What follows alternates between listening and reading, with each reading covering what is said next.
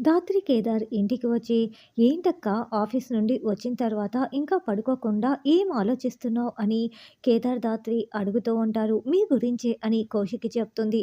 "ఏం మాట్లాడుతున్నారు వదిన? మా గురించి ఆలోచించటం ఏంటి?" అని ధాత్రి అంటుంది. "అవును, నేను మీ గురించే ఆలోచిస్తున్నాను. ఎందుకో తెలీదు, మీరు నా కళ్ళల్లోకి చూస్తూ అబద్ధం చెప్తున్నారు అనిపిస్తోంది" అని కౌశికి చెప్పగానే ధాత్రి కేదార్ టెన్షన్ పడుతూ ఉంటారు. తప్పు, ఒప్పు, ఇల్లీగల్, లీగల్, ఒకవేళ ఇవే కనుక అయితే పోలీస్, దొంగ ఇవే కదా ఉండేది అని కౌశికి అంటుంది. వీటిల్లో మీరు ఏదైనా తప్పు దారిలో ఉన్నారా?